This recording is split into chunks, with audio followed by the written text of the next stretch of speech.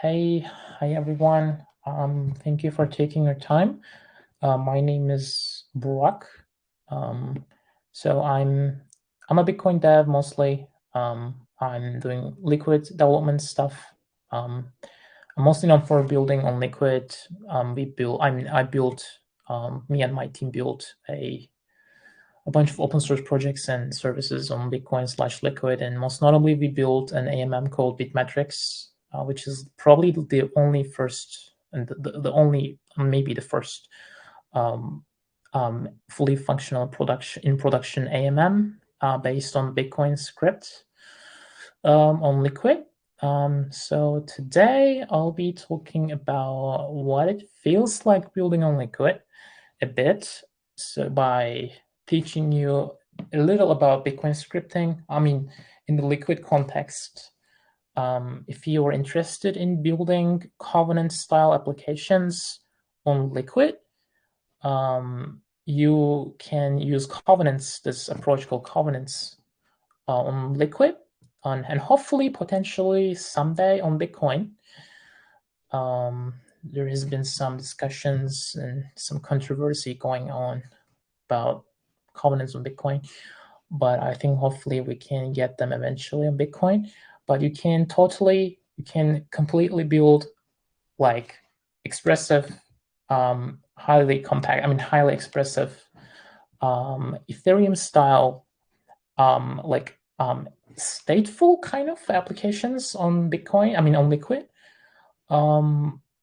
using Bitcoin script and the advanced version of Bitcoin script, an extended version of Bitcoin script to speak.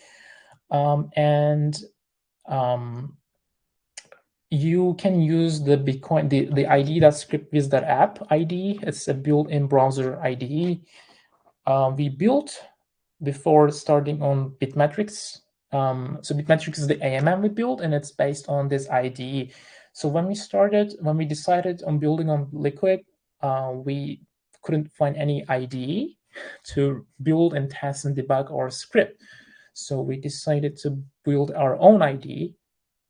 And Bitmatrix is based on this tech stack, this foundation.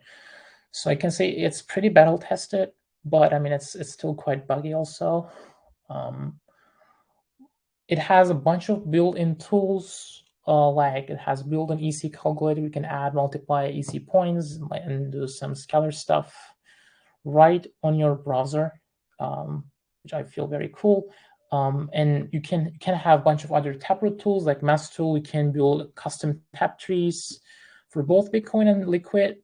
The IDE itself is limited to single leaf scripts, single leaf taproot addresses. If you're interested in multi-leaf ones, which I will be talking in a second, you need to use the must helper tool to build a custom tap tree. We have like signature tools, signing, verifying stuff, and a Wizdata tool. It's like hashing, casting, data manipulation tool.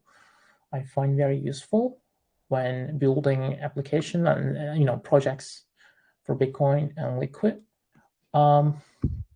We support both Bitcoin and Liquid again. Taproot is supported as well as SegWit. We don't support legacy stuff. We also have an experimental simplicity playground. And I'll be talking about that in the end. But let's start with Bitcoin script. So Bitcoin script is pretty simple. In the Bitcoin context, it really is, right? It's a stack-based language. It's the same. It's same for legacy, SegWit, and Taproot. Pretty much, there aren't really much differences. There is no really difference between legacy script and SegWit script, apart from the resource limitations. The only difference between SegWit script and Taproot script, aka Tap script, is the Schnorr signatures, pretty much. Also, a bunch of other lifted resource limitations. But fundamentally, it's really simple. It's a stack-based language, probably unlike anything you've seen. You have your script. So I'm on the Bitcoin Taproot. You can select your environment on the right top. I'm on Bitcoin Taproot. So we are programming, we're writing a Bitcoin program, a piece of Bitcoin program that is executable by, I mean, that is being that can be either executed in a non-collaborative case, or you can go for a key path closure if it's a collaborative case. But it is a piece of Bitcoin program that lives on Bitcoin, that lives on the UTXO set. And in order to unlock Bitcoins, you have to satisfy this piece of program by supplying a valid witness, by valid items in the witness to satisfy the script, and therefore to unlock the UTXO. And in this case, like, it can be any condition. Your script can literally be any condition. And the classic example being, you can add two numbers, and we have 32-bit arithmetics on Bitcoin. You can add two numbers. So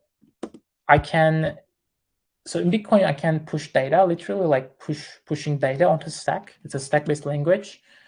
And you can see the stack execution line by line on the right side of the editor. So we have the left side where I write my script, and on the right side, you see the execution. So in this case, I push the number 1 in these brackets. I can also push another number 2. You can see this stack execution line by line again. And this data push approach is being used by ordinals to encode arbitrary data in this context. Inscriptions into witness, into Bitcoin,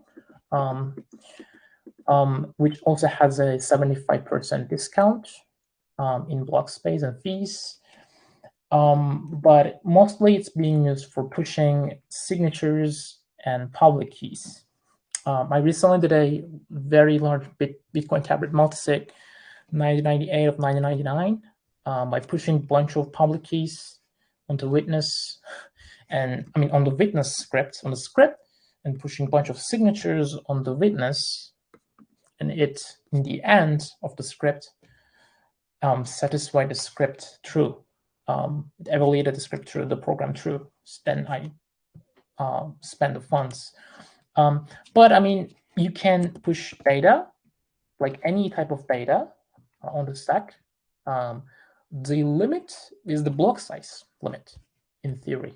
But the standardless limit is 100 kiloVbyte, which is 400 kilobyte. In theory, you can push onto overall stack. The individual stack element size limit is 520, so you can push up to 520 bytes of data in the stack. In this case, I'm pushing 1, which is just a 1 byte of data. If I push some large number, you can go up to 4 bytes, because we are supporting 4 32-bit integers on Bitcoin. But I mean, the data, if you're into pushing some data like A, B, B, C, C, D, D, the limit is again 520 bytes per stack element. So each line, I'm pushing an individual stack element. And in this case, I can add 2 numbers. So I push the number 2 and 1, and I'm adding them together. The result is 3. And pushing the result 3 again on the stack. So op-add, in this case, there are 2 items on a stack, 1 and 2, and the op-add adds them together, and pops them first and adds them together, and push the result back on the stack. In this case, it pops 1 and 2 and push the result 3 on the stack, and stack leaves with 1 item, the result 3. And then I can, in the subsequent lines, I can push the number 3 and say, okay, make sure these 2 numbers are equal. So the 3 is hard-coded, right? I mean, this 1 and 2 come from the witness also. 1 sec. I can push 1, number 2 on witness, and I can place my scripts on the bottom side. So these number 1, I mean, in production Bitcoin, they come from the witness. I mean, the script also comes from the witness, but in a specific field called witness script. It's typically last or second to last item, or even third to last item, I suppose, on Bitcoin. And I'm adding two numbers in this case, and hard coding the number three on in my script. The 1 and 2 comes from a variable witness, the variable part of the witness, and the 3 is here constant, hard coded in my script, and I'm adding I'm adding the two numbers from the witness, and the result is 3, and yeah, the stack ends up with 1. It ends with 1, the number 1, and then now I can successfully spend this. If I did this 4, well, you're not able to satisfy it. It's 0. You're not able to spend this. Bitcoin nodes will reject this spend, so you have to satisfy it correctly. So it can do 2 or 2 or 3 or 1, or 1 or 3, or even 0 or 4, or 4 or 0 to satisfy the condition. Bitcoin script is again very limited. There is really not much you can do. You can do time locks, hash locks, 32-bit arithmetics, but nothing really interesting. So if you're interested in more exciting use cases, you can experiment with Liquid script. Liquid script is the same as Bitcoin, but it has a bunch of additional opcodes where you can have fun building. You can do transaction introspection, you can do data manipulation, and what else? We can, both Bitcoin and Liquid can do time locks. Well, pretty much introspection, large arithmetics, like we can do 64-bit arithmetics, and hopefully simplicity, it goes up to like, the limit is, there is really no limit. Simplicity is really, there has really no limit. Can pretty much build anything. But I think the Jets is going to be 128-bit adder. But you can do, on Liquid, you can do up to 64-bit arithmetics, like data manipulation, and transaction introspection, and transaction introspection being the most exciting use case. So when you hit Liquid, V1 pay to taproot, the ID gives you a transaction template. So you can fill the template, and based on the template you fill, you are simulating the transaction environment on your browser. And based on the template, the script you're writing can enforce conditions based on the transaction template. So for instance, you can add inputs and outputs as much as you want. You can introspect any field you want on any index. You can introspect the output script pub key, in this case, the output address, the output amount, and the asset ID. This is specific to Liquid. You can introspect what type of asset this output holds, if it happens to be non-confidential. Same goes to inputs. You can introspect the odd point, and the script pub key being spent, and the amount, and even the seconds field. You can, and overall, you can introspect the transaction version, the log time, any type of field. The only introspection code we have on Bitcoin, I'll say, the object sequence verify.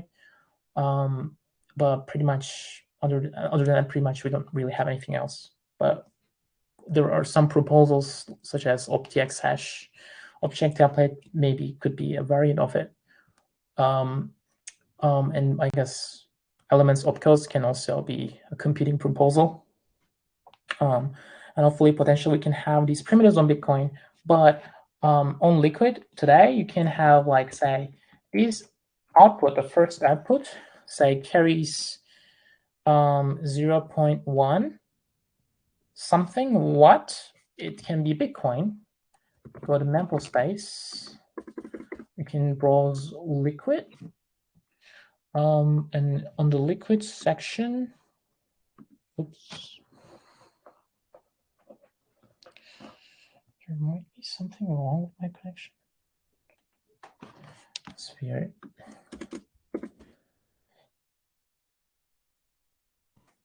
Okay, maybe liquid. The liquid one is not working. So on mental space liquid, you can browse the liquid assets. Yeah, here we go. You have this assets section here on the top.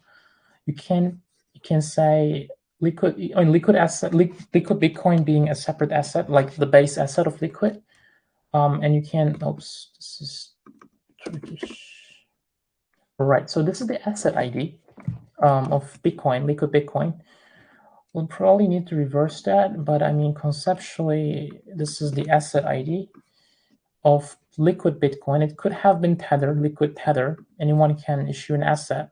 Maybe let's make the second output tether and say holding 100 tethers. I'm just leaving the script pub key blank. I'm not interested in that. And I can, in my script, apply some constraints for what the transaction template must be at the point of execution, at the point of spending the UTXO.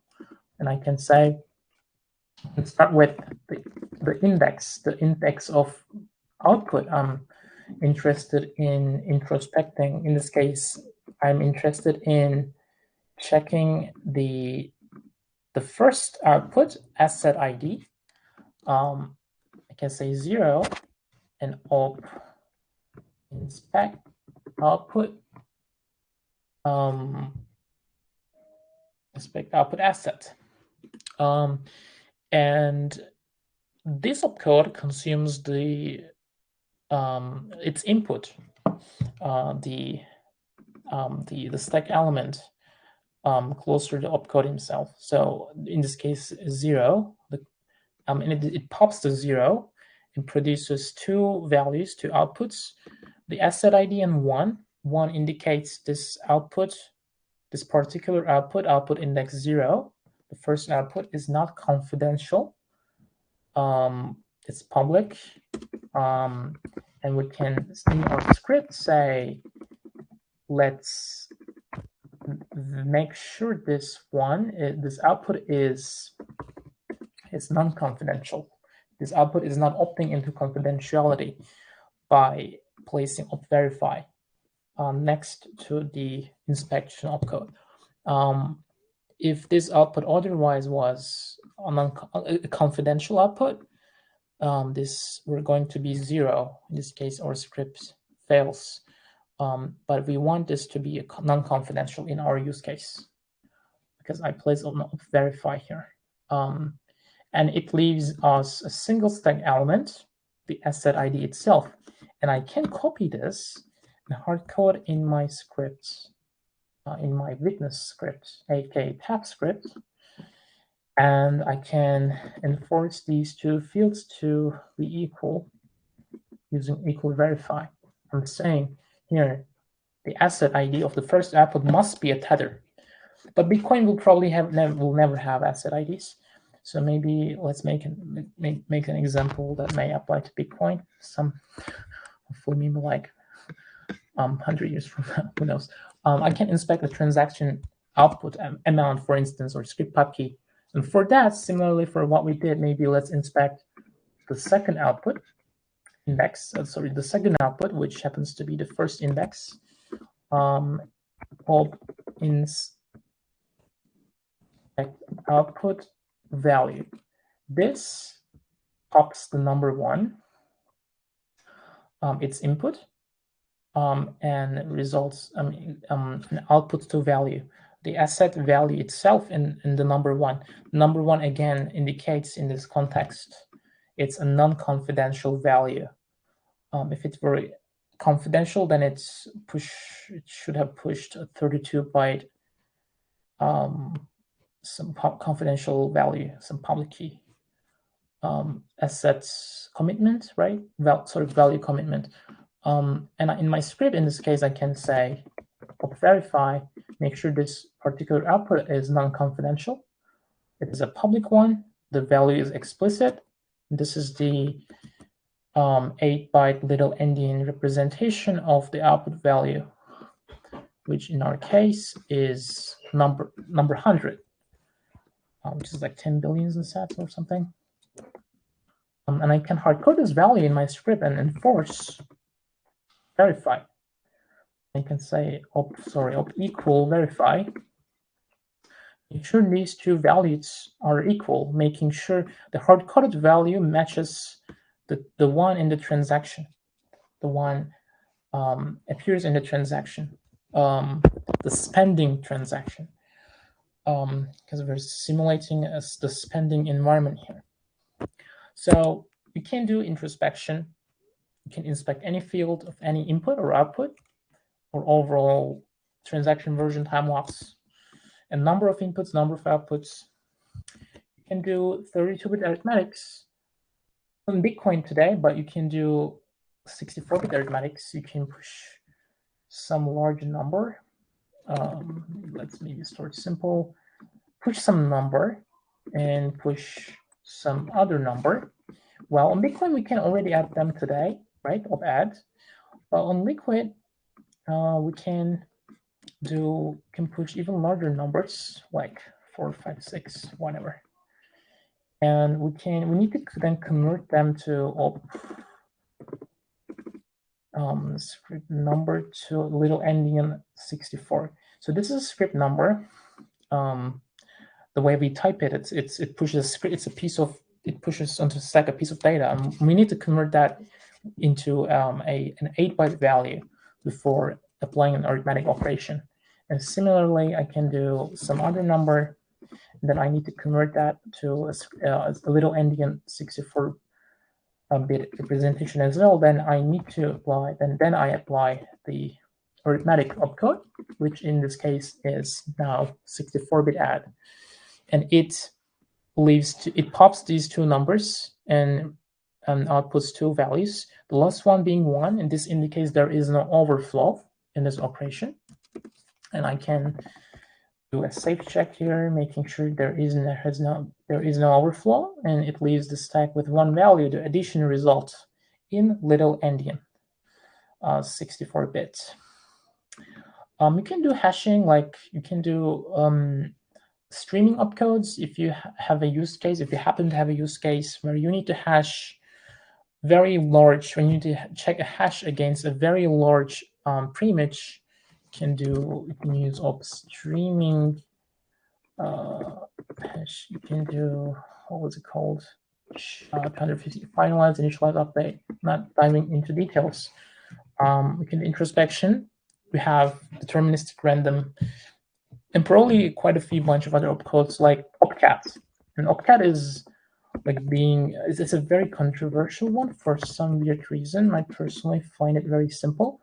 Like you can add two simple strings together by concatenating them, and Bitcoin doesn't have it. It doesn't have any sort of any kind of data manipulation opcode. But it's conceptually really simple. It pops two items and adds them together, concatenates them together, and it's really fine. I mean, there are certain limits on how stack operates. There is this 520 byte stack element limit. There is also a limit on the subsequent number of items in order in stack, which is set to 1,000. So there are already some constraints in stack operation in place already. So I think Upcat is totally fine. I mean, overall, all elements opcodes, except for inspecting assets and stuff, right, I think is suitable for Bitcoin as a potential candidate. I think we can expect elements opcodes bundled under a new Taplift version, or even not, right? It can even work within the existing Taplift version as a new OpSuccessX opcode. So existing Liquid opcodes can be deployed on Bitcoin potentially, or it could be another proposal, some other proposal, maybe elements opcodes combined with other opcodes proposals may come to Bitcoin at some point. So this pretty much sums up the Liquid one. So once you're done with your script, you can go ahead, compile your script. This you can see on the top, you can see the bytecode representation of your tap script. So you're writing an ASM and it compiles to a bytecode. And in this case, our IDE currently supports single leaf constructions only. And in this case, this is our single leaf tap leaf script. You can add a key path if you want. If your use case, I mean, you probably have one. You probably have in your use case a collaborative closure use case. And you can, I mean, in theory, in the feature of Flay, you can go to script path only if there is a dispute or something. But I think most of the time we can expect, output spans to go to key path closures. I mean, you can expect outputs to be spent from the key path in a collaborative scenario, and consume less on-chain footprint, and use only do like script path spends only if there is a dispute. And in our case, I mean, we just did a dummy script, and I added a key path here. I mean, the default one is unspendable, so I'm only interested in a key path in our dummy example. And on here, tap tweak result, just leave these ones default top leaf version, and the tweak key, this is the taproot key, and from here, this is the script pub key, and when we encode this, it gives us our Bitcoin address, pay to taproot batch 32 and Bitcoin address. We can font this address and spend from it manually. Currently, we don't really have any tool like a transaction builder tool for the full logic. Script with ID is only for writing, debugging, seeing the execution, and compiling the script. If you happen to have a use case that needs more leaves, more tap leaves, you can go hit must tool. Over here, you can copy your script here. This is the bytecode of your tap script. You can paste it here. You can add another leaf. You can say op 1, 2, op add 3, and op equal. And you can also copy this one and paste it over here. In this case, on Bitcoin, I can add an inner key. I can go ahead and generate a random key. Using the signature tools, let's get this one 32-byte X only pub key, and use that as our inner key for the collaborative closure, and hit short taproot result. And in this case, I've constructed a taproot output based on 2 leaves and a single leaf and a single key path spent. In this case, it's a single sig, but it could have been a Frost or a music one. And it gives me the taproot address. And you can hit control block. Let's say you funded this address. This address now represents a UTXO, holds some Bitcoin, and you want to spend it. And you have 3 options, right? You can either go to key path spend, to a collaborative closure, or happy path closure, or to the second leaf. You can spend from the first leaf. And if you are interested in spending from the leaf 1, you need to put this control block, this Merkle path, this Merkle proof that commits to this first one, the first leaf. And you need to place that in your witness, which happens to be the last element in your witness, and the script itself is the second to last element in your witness. And if you're interested in spending the second leaf, you go hit show control block for the second leaf, and it gives you the control block, the Merkle path for the second leaf. And you can add up to a very large number of leaves in your script, in your output. So I think it sums up pretty much everything for scripting. And let's move a little bit further. Simplicity. So simplicity, well, it's a new gen smart contracting language for Liquid and potentially for Bitcoin. So I'm not a simplicity expert by any means, but I'm happy to talk. Teach what I know. And we in fact built a simplicity ID playground to reason about simplicity, learn a bit about it. So simplicity is a next gen. Like it's highly experimental. And I think it's coming to Liquid sometime soon. It's an upgrade to Bitcoin script. So on Bitcoin, we might expect some new bunch of opcodes sometime, like in a 5-year time frame, I suppose. And then we can expect simplicity later. And simplicity adds an even further expressiveness to Bitcoin smart contracting. It's basically like you can do Ethereum grade applications on Bitcoin. Like there is really no limit on what you can do on Bitcoin with simplicity, expressiveness wise. So in simplicity, we have these three terms: types, values, and combinators. So types, like the values are the value, right? It's a value. So you can have the value 5, right? Value 5 is of type an integer. The type of the value 5 is integer, right? You can have the string ABC and XYZ, and that string value is of type string type. And combinators are effectively like functions. They're functions, subroutines, a piece of program that is well defined. It gets some inputs, produce some outputs, and these inputs or outputs are values that are of type some simplicity types. So starting with the unit type, there are 3 types in simplicity: unit type, sum type, and the product type. Starting with the unit type has all these 3 terms: the type, the unit type, the unit value, and the unit combinator. So when it comes to unit, it's really, it might seem complicated. So the unit value, it's a value, it's a simplicity value, right? And it represents something, some units, some atomic units. I mean, you can say it represents 1. It represents something. It's something, and it's of type unit type. The unit value is of type unit type. As simple. So, I mean, similar to why units. I mean, the value 5 is of type integer, but in this case, the unit value itself is a unit type. It's like this atomic unit, this atomic thing in simplicity. And the unit combinator is the function.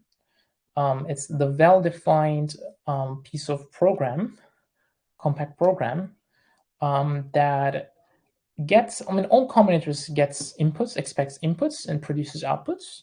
In this case, unit combinator can get any input, any input as input value, can get any input value, and it only produces, and it always produces the unit value.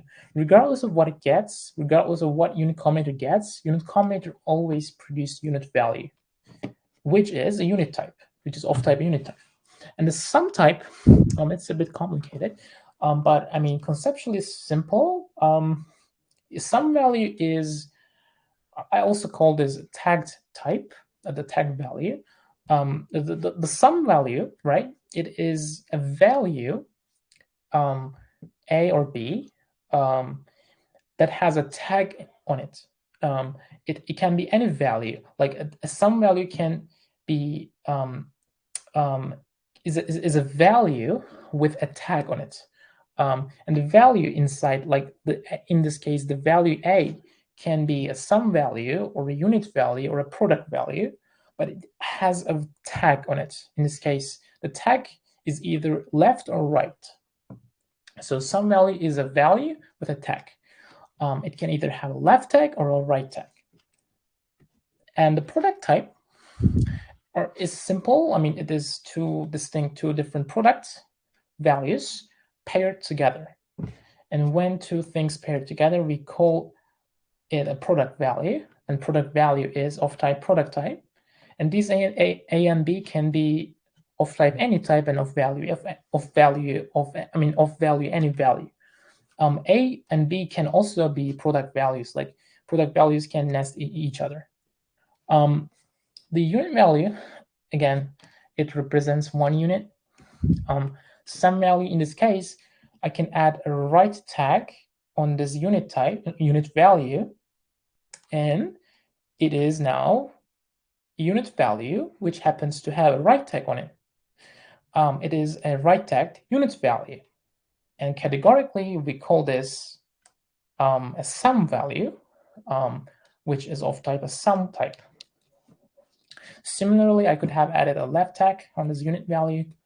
And in this case, it's a unit value with a left tag on it. And similarly, like I can nest things each other. I can left tag a unit value and then add another right tag on it, theoretically. And product values are like two values paired together. So the value on the left side, the value on the right side, and the left value and the right value can be any value really, and of any value type. In this case, this is a unit and this value, and this is also unit value. And two unit values are paired together in a product value, which is of type a product type.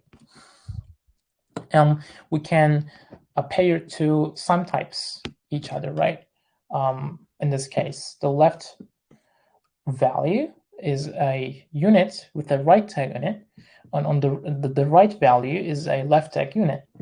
And similarly, I can pair product types each other, right? They can nest each other. The left value and the right value can also happen to be a product value. So, and then we pair product values each other, we end up having bit strings and byte strings. And on simplicity, we have so this sums up everything for values and types. In simplicity, we have 9 combinator types. So we have 9 core combinators.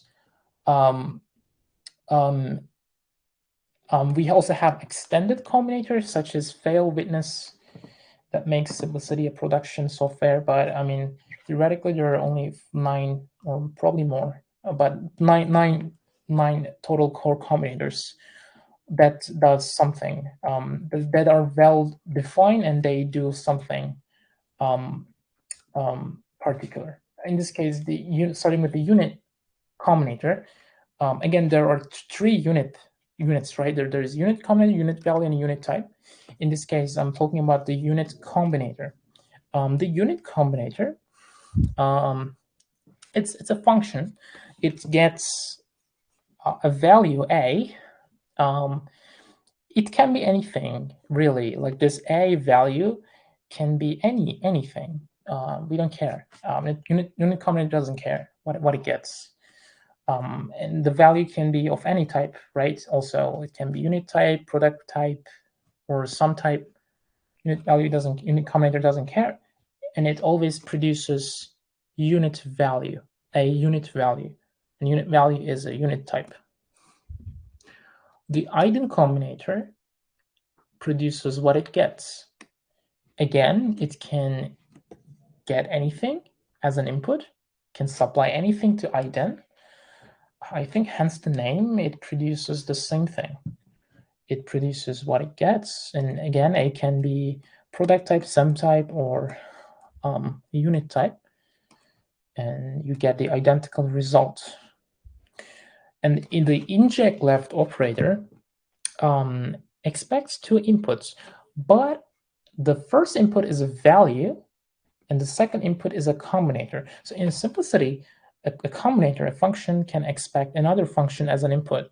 And in the simplicity context, we call this an argument.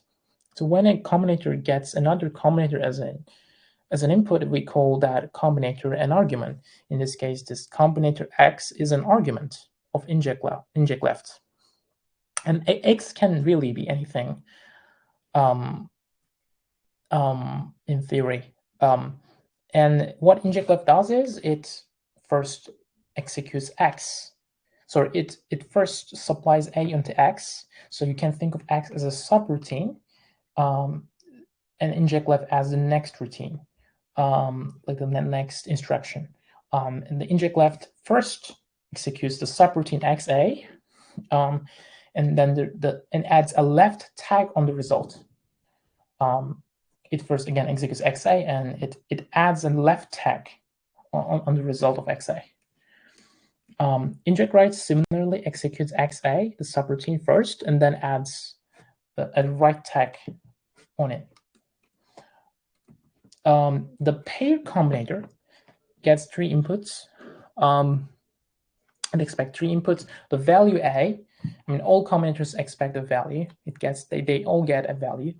A again can be anything really. X and Y also can be anything. X and Y again are arguments of pair. So pair has 3 arguments and 1 value that it gets, and X and Y or some other combinator. And pair combinator executes XA and YA simultaneously. And we really don't know here what an X and Y are, right? They can be anything. And the results are paired together. The pair combinator executes XA subroutine and YA subroutine and pairs the results together. The composition combinator executes the XA subroutine first, and then the result is then supplied to EI and executes EI as the next instruction. In this case, X can be anything. A can be anything, but it depends on what X expects. Some combinator are very strict about their input. In this case, X is a strict combinator. A also has to comply with what X expects. And same goes to Y. Y might also be a combinator that is strict about its input type. But like from a high-level overview of composition, executes XA, and the result is then sent to Y and executes Y XA. The take combinator expects 2 inputs. The value, it gets a value, and it's very strict about the value type it gets. The value the take combinator expects must be a product type. If value happens to be a sum type or a unit type, it fails. The program fails. The take is very strict about it, and it also gets an argument X. X can be anything, but X also might be strict about the input it gets. And in this case, take combinator expects a product type as value, and takes the first element, the left element of the product type, of the product value, and strips out B and takes the first element and runs XA. Again, X can be any other combinator. Drop combinator works very similar. Strips out the first element and takes the second element, the right element of the product value, and executes XB. The case combinator is probably the most complicated one. It's a logical combinator. It is also very strict about its value, its input value. So the input value here must be a product type, just like drop and take, right? It has to be a product type. 2 values must be paired together, right, as an input. But not only that, the first element of the product value must also be a sum type, aka must have a tag in it. In this case, in this example, we have a product type, left tag A and B. And obviously A has a tag in it. If A didn't have any tag, the case combinator fails. So case is very strict about its value input value. It also gets 2 arguments, X and Y, and it first removes the tag from the first element, leaving A and B, plain A and B. Again, case combinator first removes the tag of the first element, in this case left. It removes the tag from A, leaving A and B, and looks up the tag. If it's left, if the tag is left, it executes the combinator X, the upper combinator, the upper argument. If the first element tag happens to be right, it executes the second, the later combinator, the later argument, EI in this case. And obviously EI and X also, if they happen to be explicit about their input type, they might fail if they were not expecting a product type, as A and B are paired together in a product type. So argument, I mean, in when typing simplicity program, I mean, in a low-level fashion, which I'll be doing in a second with the playground. When you type a combinator, the ID, the playground we wrote, auto-creates the bracelets for you, and these bracelets are effectively arguments. So when you type an argument, a combinator, these bracelets, each bracelet, you can think of them as an argument of that combinator. Some combinators doesn't have any arguments, such as ident or unit. Some combinators, such as inject left or right, expects one argument. Some combinators, such as take, case, in this case, expects 2 arguments. So we need 2 bracelets for them. So I'm using simplicity.scriptviz.app. You can think of that as like another tool here for, simplicity, but we separated it as in a separate page called simplicity.scriptviz.app. So this is an experimental playground to learn simplicity, and basically to play with simplicity. So when typing a simplicity program, I mean, you'll probably never write simplicity this way. I mean, I think we'll be writing simplicity with high-level compilers in a high-level language. I'm writing simplicity in a low-level way here. I think there's also Rust simplicity, but it's just an experimental playground, and it's just for, I think it will ever be for learning purposes. But I can write a raw simplicity program here. It doesn't obviously support jets. It's just the raw combinators, the core combinators for now. Obviously, we're looking to add more features, but it is what it is. It's very basic. It supports all 9 core combinators. So I can type a program here. On the right, this is the editor. On the left, we have a built-in browser terminal to execute our program, and program being very simple in our example.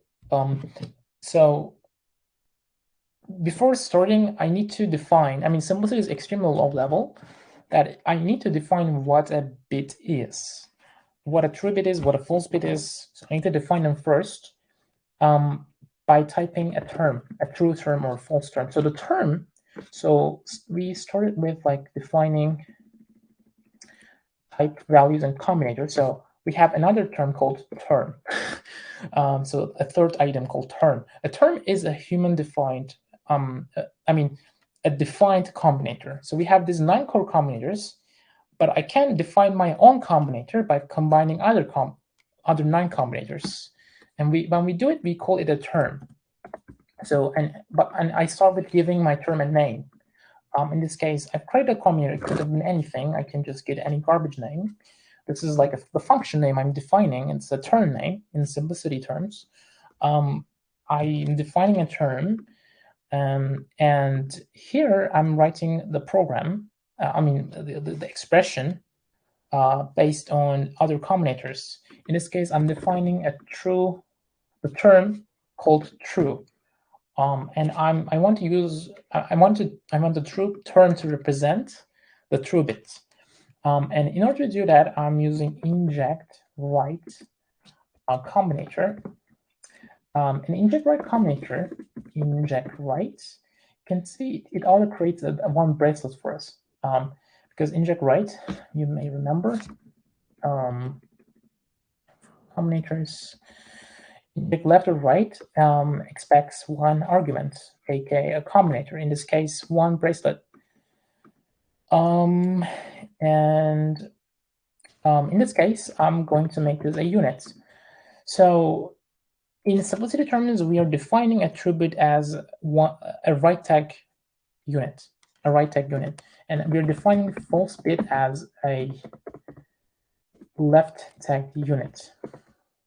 For some reason, I mean, it's just what it is. I mean, it could in theory represent anything, but we are representing a true bit as a right tag unit, and false bit, 0 bits, as a left tag unit, a unit that has a left tag. And I can define another function such as not. I'm writing a term called not to define a bit. To flip a bit. I can send true to not, and it flips it. It results false. It produces false. If I can send false bit to not, and it flips the bit, and it results true. But prior to doing that, I defined two terms already, right? Using two other combinators, like these 9 combinators. You can think of them as Lego pieces. You can build your own sort of combinator sort of term based on other 9 core combinators, even based on your own terms. So here I defined two terms already here, right? And I can run them on the bottom side of the terminal. So in order to run a term, I can just write run, and then space, then the name of the term I want to run, in this case true. True is again a term, and then I need to supply an input, because as you remember, all combinators expects a value, right? They all expect, even unit, right? Although it doesn't care about its value, it expects a value. So let's supply some input for true, which in our case, a unit. Again, if you remember, unit value is represented like this, and I am supplying this unit value to true term, and I'm running it. You can see it resulted in, so this unit is a garbage, right? Because it's just a garbage thing. I could have sent anything. I just need to send something because it expects a value as an input, and I did it, and it resulted in a true bit, which is a right tagged unit. So this is a standalone unit, and it has a right tag in it. I can similarly run false. I need to supply something, and it results in a false bit, which is a left tag unit. I can clear the terminal and move on. So I've defined what a true bit is and what a false bit is. And from there, I can build, let's say, the not term. The not term, I can define not to flip in a bit. So to flip a bit, we need a logical operator, right? A logical combinator, which is the case combinator. So maybe back to case combinator. So the case combinator expects 2 arguments, right? And 1 value. And it's very strict about it. The value has to be a product type. Not only that, the first element of the product type has to be a sum type, aka it has to have a tag. And there is a logical operation, right? It executes either X or Y based on the tag of the first element. In this case, since we're trying to flip in a bit, which involves a logic, we want to use case combinator here, right? But prior to doing that, case combinator is very strict about its value. So first, we need to craft a product type in advance of calling the case combinator. And in order to create a pair type, we need to use the pair combinator. Pair combinator gets an input. Back to the pair combinator. Has 2 arguments, x and ei. X and ei. and it executes XA and EIA and pairs them. And in this case, A being the input we're supplying, the value, and the case combinator expects a pair type, a product type. And what produces a product type? Pair combinator does it. And once we're done with this, we need to call the case combinator. And what is the combinator for calling to combinators? Two combinators in order, that is the composition combinator. Composition combinator first executes X and EI, and the result is then sent to EI, and then executes the result base and executes EI XA. And once we're done with the pair combinator, then we need to send the result to case combinator for the logic. And in order to do that, I need to execute first and then the next. And the combinator to do that is, again, the comp combinator. Comp combinator, again, executes the first bracelet first and then the second next. So I can copy the pair one here, place it in the first bracelet, and the case one and place it in the second one. And I can define not that way. Now let's fill in the pair one. So this is the first subroutine that composition executes, and then it moves on to the next instruction, which is the case one. So the result is a pair, it's a product type, and it's sent to case, right? Case is again very strict about its value. It has to be product type. That's why we use a pair here. And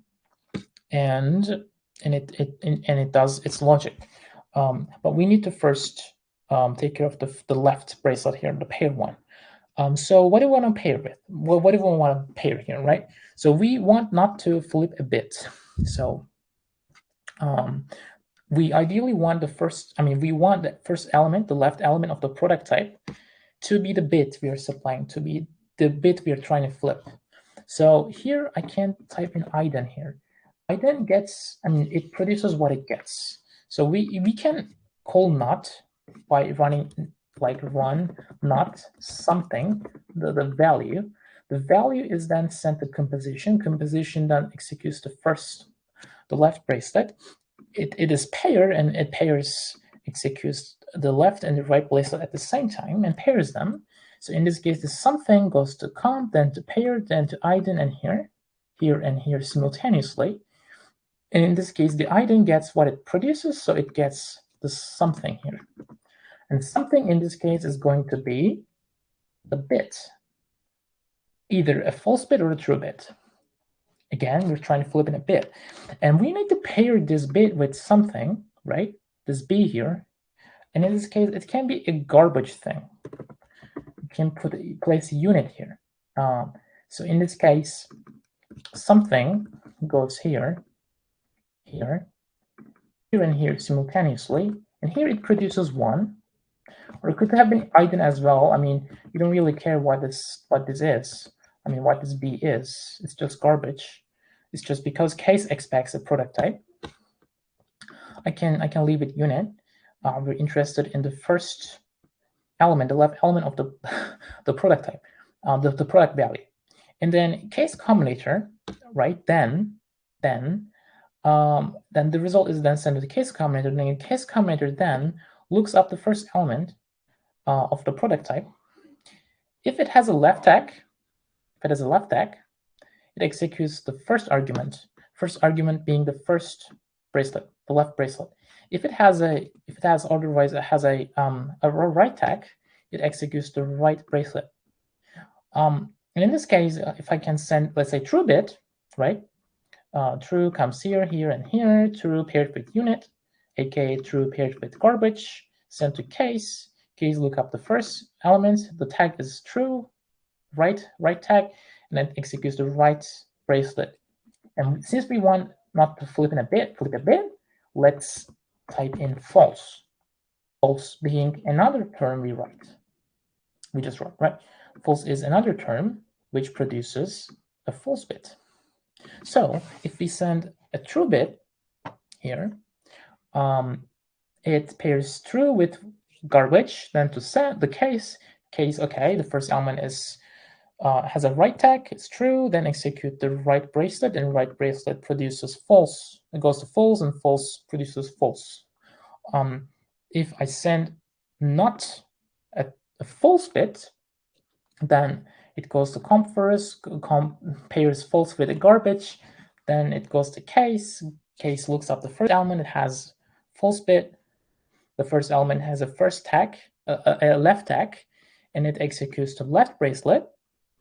And since we want to flip that bit, the left bracelet executes true, and which results a true bit. A true bit is a true bit being a right tagged unit. So we're done with the not combinator, right? We can test it. Is that clear? So I can type run the term net, the name of the term, not, then the input value. The input here is a bit. It has to be bit. We want to flip that bit. And in that case, there's the symbol sigma. And write. Here, this indicates a tag, write tag. I think we can just just get rid of this and maybe just write parentheses. But this means a write tagged unit, aka a true bit. So we are sending a true bit to not term, running not term with the value of true bit. Hit enter and it results in a left tag unit. It flipped this bit. Similarly, I can run not left tagged unit. It flips that bit. So under the hood, the left tag unit is sent to comp executes pair first, the left bracelet, pairs left tag unit with a unit, and then sent to case. The case looks up the first, has a left tag, this left tag, and executes the left bracelet, which executes true, and true results true bit. So we defined the not function perfectly. It's functioning as expected. And based on this term, as you can see, here when I defined the not term, I used another term I just wrote above. Similarly, I think I'm not diving further. We can just take a copy from the half adder example. So you can build based on the combinators you write. You can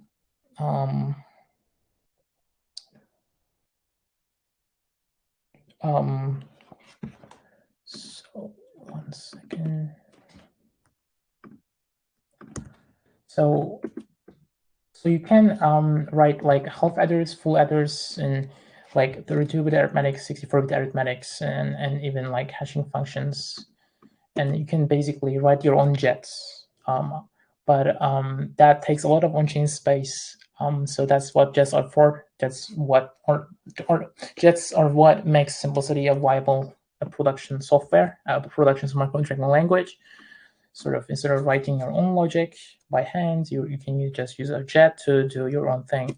But in this case, you can define a half adder function. I'm just taking a copy. I guess I don't have the mental capacity to write this at this moment. But the half adder function you can see uses not and a bunch of other well-defined core combinators. And using not, and not uses another combinator we just wrote, another term we wrote true, another term we wrote false. And half adder basically adds 2 bits together. So we send 2 bits as input, we send half adder 2 bits, and half adder adds the 2 bits together and results in a bit string. The first bit being the sum bit, the second bit being the first bit being the carry bit, and the second bit being the sum bit. So, and let's run this. Run half adder. Well, again, half adder expects bit string. I mean, 2 bits, right? How do we send 2 bits? We send 2 bits in a product. When we product 2 bits in a product type, it's an input of 2 bits. And in this case, I can send, let's say, start with a false bit, left tag unit, and pair that with, again, another false bit, and run the half adder. The result is a bit string, the sum bit being left false, and the carry bit also being left. Tag unit false. So I send 2 bits, false and false. The result is a bit string of false and false. I can add like true and false. Better. So I need to send like the first, again, bit, the second bit. So in this case, let's make the first bit a right tag unit, a true bit, and make the second bit a left tag unit, a false bit. And in this case, the carry bit is false and the sum bit is true. The same goes for like left and right. And let's do another example, like run half adder. In this case, add like 1 and 1 bit, true bit and a true bit, right tag unit with another tag unit.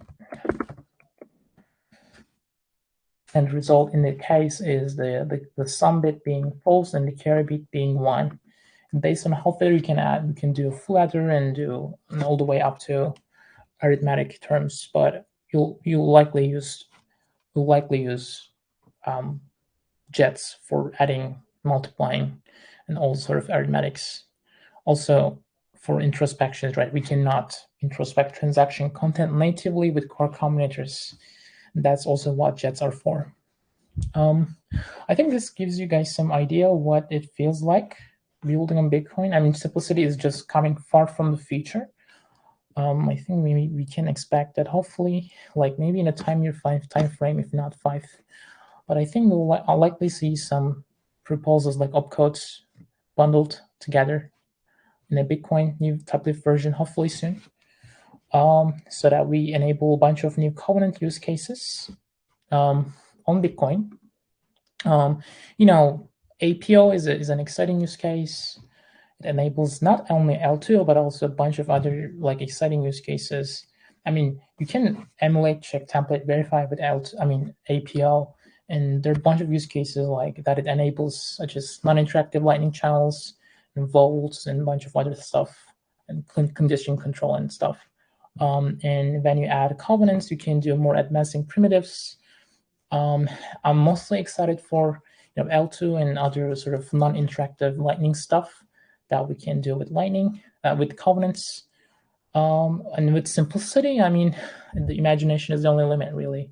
With simplicity, like you can do all sort of crazy roll-ups and, just even perhaps two-way peg trusted sidechains and stuff. So it's really exciting, and thank you guys for taking your time. I think it's already about an hour. So I think it sums up everything. Thank you guys.